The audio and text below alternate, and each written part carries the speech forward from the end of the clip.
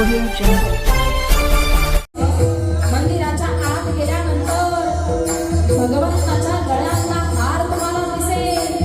त्या पायरीवरची फुलं त्या हारातल्या फुलांना विचारत असतात, का रे तुमचा अधिकार इतका मोठा, तुम्ही भगवंताच्या गळ्यापर्यंत गेलात आणि आमचा अधिकार इतका सर्वसामान्य लोक आम्हाला सोडून तुमच्यापर्यंत येतात.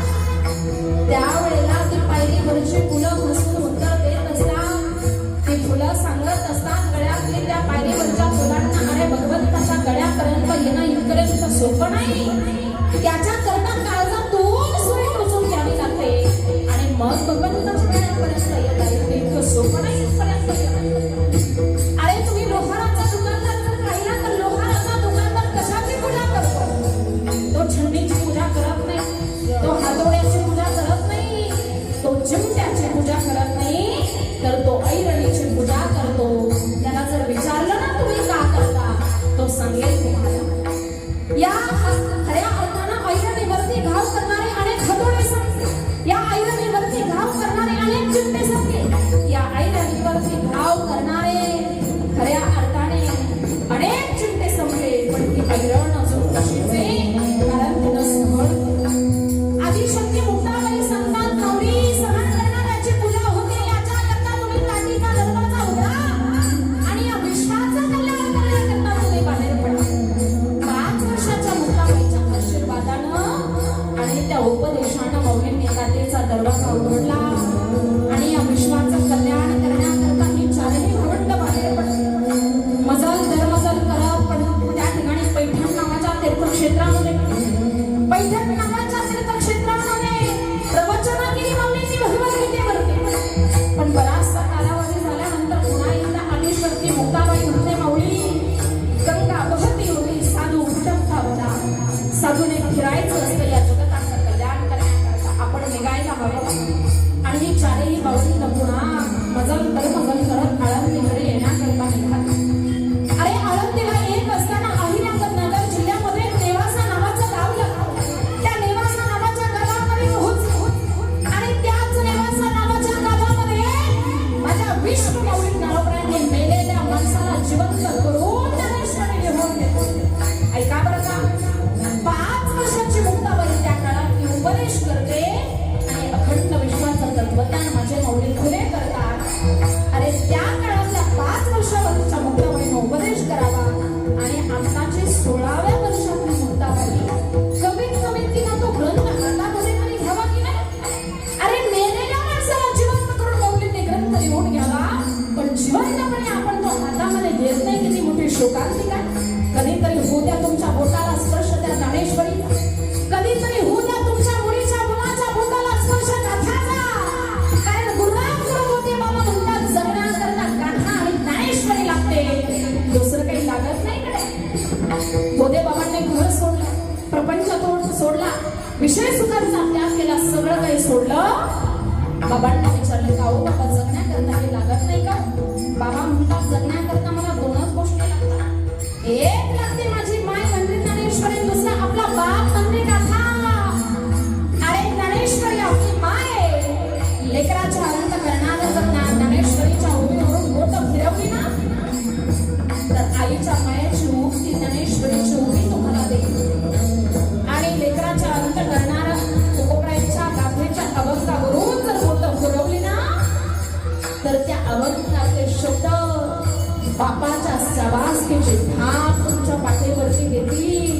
इतकी मोठी ताकद आहे त्या संतांच्या शब्दामध्ये.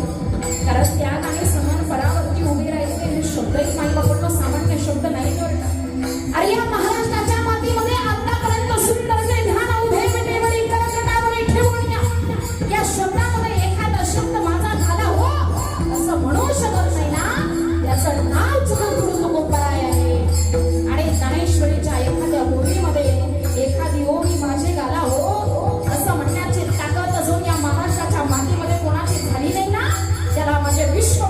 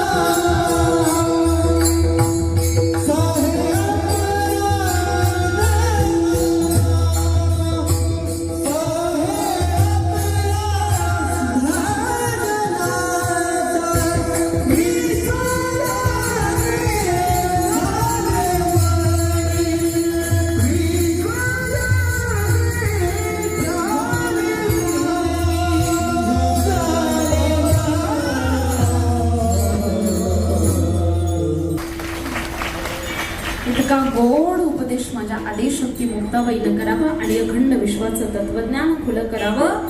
मला वाटतं जगाच्या कल्याणाकरता, जगाच्या उद्धाराकरता फक्त एकट्या मुक्ताबाईचा अवतार नाही, तर या चारही भावंडांचा अवतार आहे.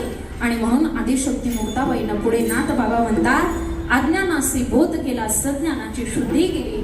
खऱ्या अर्थाने 1400 वर्षाचे असणारे चांगदेव महाराज, त्या चांगदेव महाराजांना आदिशक्ती मुक्ताबाईनं म्हणावं, 1400 वर्षाचा चांग्या पण अजूनही कोरं पत्र लिहिलं होतं. आणि मग त्या ज्ञानामध्ये भर टाकण्याकरता चांगदेव 65 लिहिली, 65 ओव्या त्या ठिकाणी लिहिल्या आणि चांगदेव महाराजांच्या ज्ञानामध्ये भर टाकून असणारी अहंकार रूपी उपाधी त्यांची तोडून काढली. नाथ बाबा म्हणतात, तोडली उपाधी सर्वत्रांची. खऱ्या अर्थाने बोलण्यासारखं खूप आहे. मुक्ताबाईच्या चरित्रामध्ये अनेक प्रसंग सांगण्यासारखे, पण एक घड्याळ दुश्मन रोख नाही राहा. खऱ्या अर्थानं वेळ आपली संपत आलेली आहे.